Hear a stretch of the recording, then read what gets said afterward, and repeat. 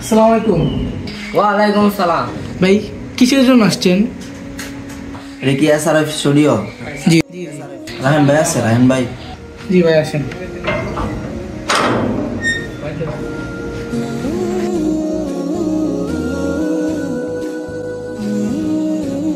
আসসালামু আলাইকুম।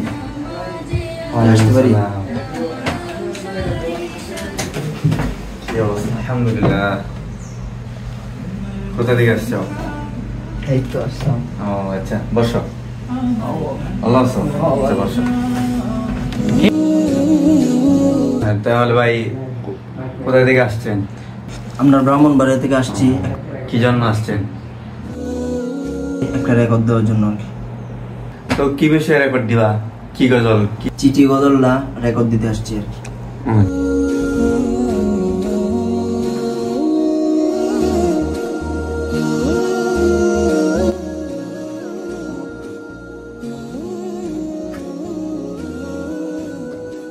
আমি লিখব চিঠি দেব তোমায়, পাখি পৌঁছে দিও। আল্লাহু আকবার,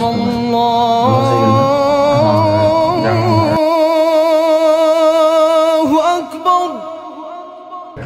নামাজটা পড়ে আসি। আল্লাহু আকবার। তাহলে চলো সবাই তারাবি নামাজের আওয়াজ করবো, কই আবার আসবো না।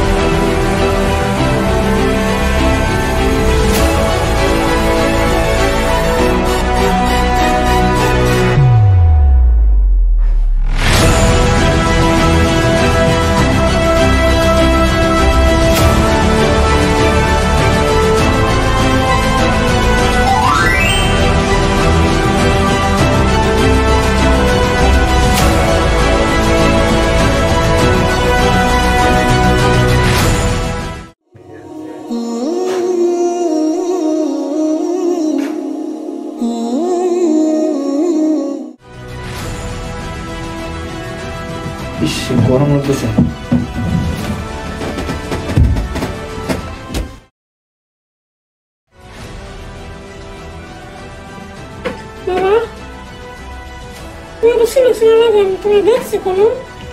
আপনি কই দেখছিলেন আমাকে?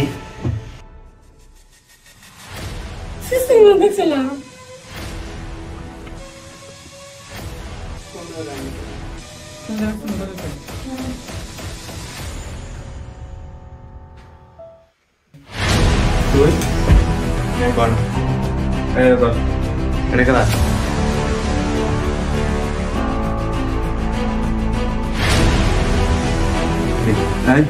তুই বলো হ্যাঁ দেখুন বায়ান বান না ওই দিয়ে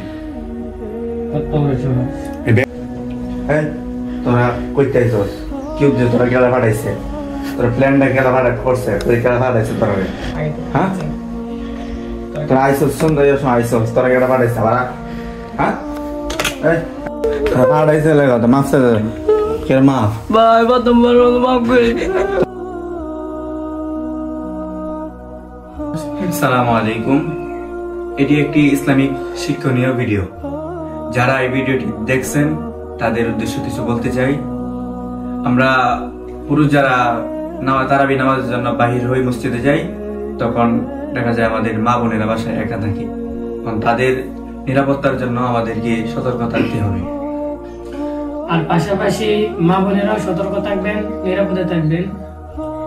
আসসালামু আলাইকুম ওয়া রাহমাতুল্লাহ। হে গাইস, আসসালামু আলাইকুম। আজকে এই পর্যন্তই ছিল। আর ভিডিওটা কেমন হয়েছে অবশ্যই কমেন্ট বক্সে জানাবেন। দেন বেশি লাইক করবেন, শেয়ার করবেন।